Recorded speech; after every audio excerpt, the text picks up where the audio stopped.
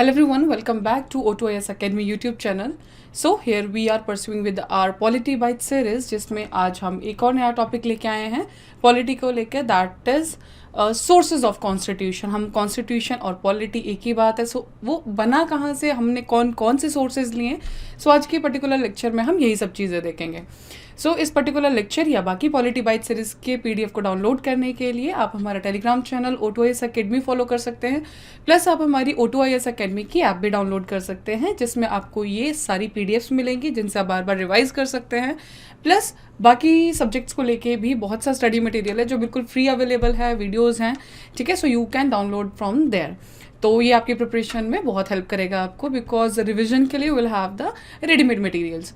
So let's start with our lecture. तो आज का जो हमारा टॉपिक है that is sources of constitution. जब मैंने आपके साथ पहला लेक्चर लिया था तो मैंने आपको कहा था कि जब हम पॉलिटी पढ़ते हैं तो पॉलिटी में हम क्या पढ़ते हैं कि इनडायरेक्टली आर्टिकल्स, अमेंडमेंट्स, इसका मतलब कि कॉन्स्टिट्यूशन पढ़ते हैं। और बीच के उसमें मैंने आपको कहा था कि हमारा कॉन्स्टिट्यूशन जब बनाया गया था तो कॉन्स्टिट्यूंट असेंबली ने, हमारे जो लीडर्स थे, उन्होंने अलग अलग कंट्रीज से जो इंपॉर्टेंट पॉइंट्स थे या जो अच्छे पॉइंट्स थे जो हमारी कंट्री के लिए अप्लाइड हो, उन्होंने इसमें इंक्लूड किए गए थे। कुछ डायरेक्ट इंक्लूडेड है, कुछ मॉडिफाइड वर्जन में इंक्लूड है, जो कुछ प्रोविजंस उठा के डाले गए थे, ठीक है। तो जैसे हमने प्रियम्बल पढ़ा तो उसमें हमने पढ़ा कि सेक्युलरिज्म हमारा पॉजिटिव कंसेप्ट है, वहाँ का नेगेटिव कंसेप्ट है वेस्टर्न। सो ऐसे ही और भी कंट्रीज हैं जिनसे हमारे पर्टिकुलर प्रोविजंस इंक्लूडेड हैं। सो ये पर्टिकुलर चैप्टर आपके लिए इसलिए भी इंपॉर्टेंट है बिकॉज ये एग्जाम पर्पज से भी इससे क्वेश्चन पूछा जाता है, लेकिन जिससे आप कंफ्यूज होते हैं। तो जैसे हम इसको चैप्टर को पढ़ेंगे तो बीच में मैं आपको कुछ कुछ कंट्रीज़ के साथ कुछ ट्रिक्स भी बता दूंगी। सो सी, मैं जब भी ट्रिक्स की बात करती हूँ तो मैं आपको हमेशा यही बोलती हूँ कि this totally depends on you कि आपको इस पर्टिकुलर ट्रिक को लेना है, समझना है, नहीं समझना है। रीज़न बीइंग कि डिपेंड करता है कि हो सकता है आपके पास उससे भी अच्छी ट्रिक हो, ठीक है। सो आप इसको भी फॉलो कर सकते हैं, प्लस अगर आपके पास कोई और ट्रिक्स है you can apply that also. Okay, so let's start with our chapter. तो पहली चीज़ तो यही, हमने कब हमारा कॉन्स्टिट्यूएंट असेंबली कॉन्स्टिट्यूशन कब अडॉप्ट किया, तो दैट इज 26 जनवरी 1949, और उसको कैसे इफेक्ट में 26 1950। तो ये मैं आपको पहले भी बता चुकी हूँ कि इनेक्टमेंट एंड एनफोर्समेंट में क्या फ़र्क है, इसको हमने बहुत अच्छे से ऑलरेडी कवर किया हुआ है, तो आप इस डिफरेंस को बिल्कुल भी ना भूलें।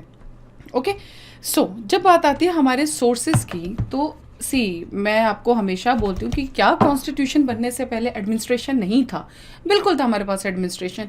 और जो सबसे बड़ा एडमिनिस्ट्रेशन के लिए जो जिससे हमने भी आज भी हमने जो प्रोविजंस बोरो किए हुए हैं that is was government of India act 1935, ठीक है। ये एक ऐसा एक्ट है जिसके आज भी कुछ प्रोविजंस हमारे कॉन्स्टिट्यूशन में अप्लाइड हैं, ठीक है। तो इस चीज़ को हम पहले देखेंगे कौन सी ऐसे, because he governor general, governor, उनको लिए भी इंस्ट्रक्शंस थे। जब मैंने आपको डीपीएसपी पढ़ाया था उसमें जब हम डीपीएसपी पढ़ेंगे आगे तो हम उसमें देखेंगे कि जो इंस्ट्रूमेंट ऑफ इंस्ट्रक्शंस हैं जो इस पर्टिकुलर एक्ट में शामिल थी वो आज हमारे इसमें 1935 के एक्ट से आज हमारे कॉन्स्टिट्यूशन में डीपीएसपी की तरह शामिल है, ठीक है। सो ये सब चीज़ें हैं जो आप थोड़ा सा ध्यान रखेंगे। So when it comes to the government of India act 1935, तो इसमें जो फीचर्स लिए थे, हमने लिया था federal scheme, that is 2 houses. देखिए अभी इसमें मैं आपको ये पर्टिकुलर एक्ट डिटेल में नहीं पढ़ा सकते because this is modern history का भी कंसेप्ट है, बट इफ यू वांट हम कभी इसको भी पढ़ लेंगे। सो जो लोकसभा राज्यसभा का आज जो कंसेप्ट है काउंसिल ऑफ स्टेट्स और लीडर्स का, ये जो हमारा पर्टिकुलर जो कंसेप्ट है ये हमने लिया था गवर्नमेंट ऑफ इंडिया एक्ट 1935 से भी। क्यों? सी, जब हमारा देश आज़ाद हुआ तो उस टाइम पे हमें एक रूल की आदत भी थी, ठीक है। तो उस लाइक जो जिस चीज़ से हमारे सिटीजन्स एक फ्रेंडली रिलेशन में होते हैं, फ्रेंडली तो वो चाहे कैसा भी रूल था, बट द थिंग इज हमें उस चीज़ की आदत पड़ चुकी थी। तो कॉन्स्टिट्यूशन लीडर्स ने उस चीज़ को थोड़ा सा कंटिन्यू रखा, लेकिन वो आपके भले के लिए, मीन्स उसको मॉडिफाइड वर्जन में अब हमने इंक्लूड किया था। सो फेडरल स्कीम 2 हाउसेज के जो कंसेप्ट है that was taken from government of India act 1935। Next was office of governor. हमें पता है कि उस टाइम पे गवर्नर जनरल्स होते थे, वही सब चीज़ें देखते थे, तो that was also taken from this particular act. Judiciary, public service commission. देखिए जब हम पब्लिक सर्विस कमीशन की बात करें तो आप इसको ऐसे भी याद रख सकते हैं कि इसमें देखो जब आप मॉडर्न हिस्ट्री पढ़ेंगे तो हम पढ़ते हैं कि इस चीज़ का फादर कौन था, वॉज द फादर, इसका कंसेप्ट कैसे स्टार्ट हुआ था, so that was all related. तो ये पर्टिकुलर जो कंसेप्ट है वो भी हमने इसी एक्ट से लिया गया है। इमरजेंसी के प्रोविजंस, बट एक चीज़ ध्यान रखिएगा, अभी जब इस लेक्चर में हम आके परस्यू करेंगे तो हम ये देखेंगे कि इमरजेंसी के जो प्रोविजंस थे वो पर्टिकुलरली गए हैं गवर्नमेंट ऑफ इंडिया एक्ट 1935 से, लेकिन जो इसके सस्पेंशन है, वो जो सस्पेंशन हमने लिया है वो लिया हमने किसी और से, ठीक है। सो हम जो आगे स्लाइड्स देखेंगे तो उसमें हम ये चीज़ अच्छे से करेंगे, ठीक है। एंड नेक्स्ट एडमिनिस्ट्रेटिव डिटेल्स कि एडमिनिस्ट्रेशन किस तरह का होगा, बेसिकली फेडरल स्कीम को ही उन्होंने कंटिन्यू किया था. सो सबसे पहले जो मेन कर, so these were the provisions which were taken from the government of India act 1935. But next is अब जो सबसे पावरफुल कंट्री जो हमारी नज़र में है दैट इज यूएसए. ठीक है, जब हम बात करते हैं कॉन्स्टिट्यूशन ऑफ यूएसए की, तो हम देखो यूएसए को आप ऐसे समझिए, क्योंकि इसी से जो मैं भी आपको बोलूँगी इसी से आपकी पर्टिकुलर ट्रिक भी अप्लाइड है. सो यूएसए समझ जो हम देखते हैं कि बहुत पावरफुल कंट्री है.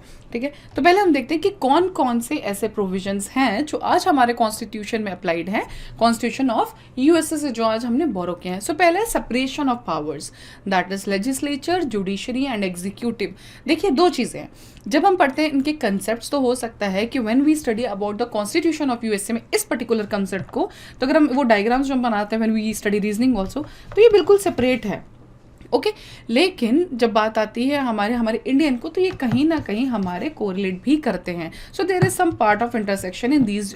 लेकिन जो सेपरेशन ऑफ पावर्स का कंसेप्ट है कि हाँ अलग रखा जाएगा, that was taken from the USA. लेकिन उसके जो फर्दर मॉडिफाइड चीज़ें हैं वो हमने बाद में अपने कंट्री के हिसाब से उसमें चेंज किया था.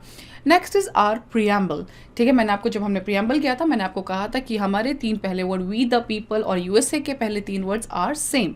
रिटन कॉन्स्टिट्यूशन, ठीक है, रिटन कॉन्स्टिट्यूशन हमारा है वहाँ पे है, मीन्स उसका सोर्स ऑफ पावर जो है दैट आर सिटीजन्स. ठीक है, नेक्स्ट इज फंडामेंटल राइट्स. जब हम फंडामेंटल राइट्स चैप्टर पढ़ेंगे उसमें will study in the discuss, जिसमें हम डिस्कस करेंगे इन डिटेल में कि जो यूएस का बिल ऑफ राइट्स था वही हमारा फंडामेंटल राइट्स है. सो दिस पर्टिकुलर कंसेप्ट भी हमारा कहाँ से लेके गया है, यूएस से. Next is impeachment of the president, जो हम पढ़ेंगे आर्टिकल नंबर 61 में. सी हमारे यहाँ प्राइम मिनिस्टर को सुप्रीम अथॉरिटी बोलते हैं, और वैसे constitution, but when it comes to the leaders of our country, तो हमारे केस में हमारे जो प्राइम मिनिस्टर हैं उनको हम मेन हेड बोलते हैं. ठीक है, but otherwise constitution head is president only. ठीक है, बट एंड यूएस की बात करें तो supreme is president. Same as उनका जो इम्पीचमेंट का प्रोसीजर है वो हमने लिया है यूएसए से, and the article is article number 61, जिसको हम पढ़ेंगे इसका प्रोसेस और प्रोसीजर जब हम पढ़ेंगे president. Next is removal of जजेस. ठीक है, जुडिशरी का concept article number 24.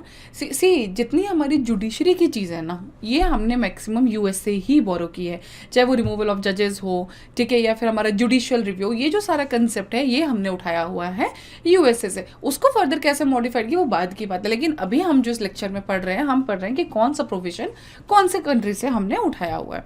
Next is judicial review. Then is equal protection of law, that is article 14. जब हम फंडामेंटल राइट्स पढ़ेंगे तो इसमें हम 2 चीज़ें पढ़ते हैं, equal protection of law and equality before law. ठीक है, तो equal protection of law is from article 14, ये यहाँ से लिया, and equality before law it is from UK. Next is vice president, article number 63. तो प्रेसिडेंट, वाइस प्रेसिडेंट, लेकिन president का क्या इम्पीचमेंट. अब देखो इसका जो हम तड़ेंगे, जिसका हम पढ़ रहे हैं कि इसकी हमारी ट्रिक क्या है. सी मैं बार बार यही बोल रही हूँ कि आप कुछ भी अप्लाई कर सकते हैं, it totally depends on you. I am just giving you अ छोटा सा एग्जाम्पल. अगर आपको ये सही लगती है तो ठीक है, नहीं सही लगती है तो because on YouTube also you will find other tricks also, but because इसमें कन्फ्यूजन बहुत है इस पर्टिकुलर चैप्टर में, कौन से कंट्रीज हमने कैसे लिए, तो may be this can help you. Otherwise नहीं होगा तो आप अपने हिसाब से इसको बनाए, बिकॉज बनाना तो पड़ेगा. इतना रट्टा, बिकॉज इतना पॉलिटी आप कितना रट्टा मार लेंगे. So you have to make the tricks, you have to make key notes, key words, इससे ताकि आपको पर्टिकुलर चैप्टर के साथ छोटी छोटी चीज़ें जो मेन की फैक्ट्स है, जो क्लियरली प्योरली फैक्ट्स है, वो आपको याद रहें. ठीक है, so we write and know it is a powerful country. तो बात आती है जब राइट एंड पावरफुल कंट्री की, तो राइट से हम रखेंगे रिटन कॉन्स्टिट्यूशन, जो हमने सेकंड उसमें पढ़ा था. And when it comes to the powerful, तो जो पावरफुल एक कंट्री को क्या क्या बनाता है, मैंने आपको बोला था कि इसीलिए मैंने आपको, जब मैंने यूएस की बात की थी तो मैंने आपको सबसे पहली बात यही बोली थी कि जो हमारा यूएस है that is one of the powerful country, जो हमको लगता है. सो जो उसका जो पावरफुल क्या है, अगर लीडर की बात करेंगे तो पावरफुल इज प्रेसिडेंट, तो इससे आपको इंपीचमेंट में याद रहेगा. सुप्रीम कोर्ट जुडिशरी की केस में, और अगर हम सिटीजन्स की बात करेंगे तो सिटीजन्स को क्या चीज़ पावरफुल बनाती है, जो है rights, and rights means fundamental rights. तो हमने तीनों, अगर जुडिशरी की बात करें सुप्रीम में सुप्रीम कोर्ट सबसे पावरफुल वही है. When it comes to the leaders, तो लीडर जो यूएस का लीडर सबसे पावरफुल है वो देखें, बिकॉज यूएस पावरफुल कंट्री के हिसाब से हम इस पर्टिकुलर ट्रिक को याद कर रहे हैं. ठीक है, and when it comes to the citizens, तो सिटीजन्स को सबसे पावरफुल क्या बनाता, that is our fundamental rights. ठीक है, अगर आप ऐसी चीज़ें रिलेट करके पढ़ेंगे तो आपको चीज़ें याद रहेंगी. Next is constitution of UK. ठीक है, इसके ऊपर ये जो पर्टिकुलर ये है इसको हम बाद में देखते हैं. See whatever in this particular slide will be in red colour, it will be related to the trick only. Okay, so when it comes to the constitutions of UK, sorry it's not Okay, UK, that's parliamentary democracy, office of CAG, rule of law, writs, single citizenship, cabinet system, parliamentary privileges and bicameralism. In short, जो चीज़ें आपके parliament को strong बनाएंगी, that is from UK, because UK follow a parliament democracy. ये हम पढ़ते हैं कि it's a presidential type, parliament type. India is following a parliamentary form of the government. तो पार्लियामेंट को जो चीज़ें स्ट्रॉन्ग बनाएंगी, that will be taken from UK. Parliament की डेमोक्रेसी, कैग जो है रूल ऑफ लॉ, ठीक है, तो रूल ऑफ लॉ जो चले, that is also the concept borrowed from UK. ठीक है, रिट्स जो इशू होंगे, बिकॉज रिट्स में किसको हम पावरफुल बनाते हैं, that is supreme court. Power कौन देगा, दैट इज पार्लियामेंट ही उसको इशू कराएगी, कौन देगा नहीं देगा. ठीक है, this is the topic which we will in detail study in the fundamental rights chapter when we will study article number 32. जब हम आर्टिकल नंबर 32 पढ़ेंगे, तब हम पढ़ेंगे कि सुप्रीम कोर्ट, हाई कोर्ट कैसे पर्टिकुलर रिट को इशू कर सकता है. Next is single citizenship, cabinet system, again related to the parliament privileges, again related to this, bicameralism also related to the parliament. So in short, trick is only जो चीज़ें parliament को strong बनाएगी, वो सब चीज़ें हमने कहाँ से ली हैं, यूके से. Next is Ireland. ठीक है, तो आयरलैंड से एक जो मैक्सिमम सबको ही पता है, दैट इज डीपीएसपी.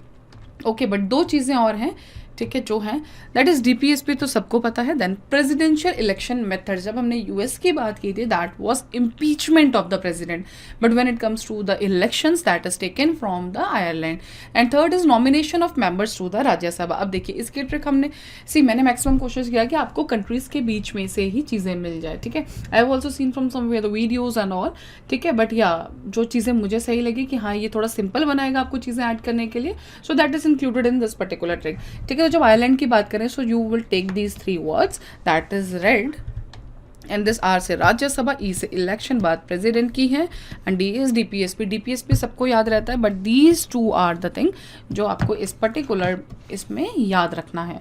ठीक है, so that is related to Ireland. Okay, next is constitution of Japan. Japan ने बोला procedure established by law, that is article 21, right to life. ठीक है, तो आप इसको कैसे याद रख सकते हैं, सिंपल से अगर पी हटा दें, दैट इज जान, जान इज लाइफ. ठीक है, तो इससे आप याद रख सकते हैं, अदरवाइज आप वैसे, because this is only the one thing which is taken from the constitution of Japan. Next is constitution of Canada.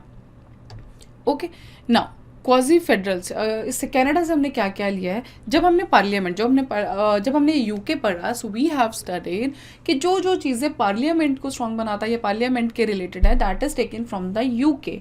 But when we comes to the constitution of Canada, तो कनाडा से हम एक चीज़ देखते हैं कि जो हमारा सेंटर है, जो सेंटर को पावर्स देता है, ठीक है, सेंटर को स्ट्रॉन्ग बना देता है किसी भी चीज़, जिसमें सेंटर रूल करता है. ठीक है, यूनिटरी वाला पावर कुछ भी है जिसमें सेंटर स्ट्रॉन्ग बन जाएगा, that is taken from the constitution of Canada. ठीक है, सो इसमें जो पॉइंटर्स हैं, दैट ये है quasi federal structure, residuary powers to the union, इसमें कौन स्ट्रॉन्ग हुआ, that is union center, federation with the strong center, second appointment of state governors by the center, जिसमें distribution of powers between the center and state. So these all are these 4 points which are studying, that is related to center only. इसका मतलब जब हम बात करेंगे centre government और state government की, तो जो प्रोविजंस हमारे सेंटर को स्ट्रॉन्ग बनाएंगे, that will be taken from the Canada. UK में जहाँ हम पार्लियामेंट की बात करेंगे, that will be from UK. But when it comes to the constitution of Canada, see मतलब सेंटर. Next is France. ठीक है, तो कॉन्स्टिट्यूशन ऑफ फ्रांस से हमने क्या लिया है, हम liberty, equality, fraternity and concept of the Republic.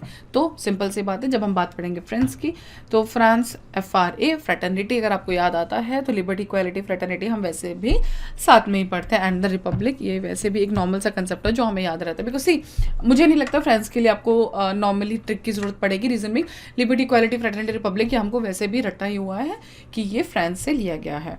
Okay, so next is USSR. जब हम बात करेंगे रशिया की, तो रशिया के साथ हमें 2 चीज़ें पता है कि एक तो हमारे फ्रेंडली रिलेशंस हैं, एंड सेकंड हमको पता है कि एक सोशलिस्टिक कंट्री है.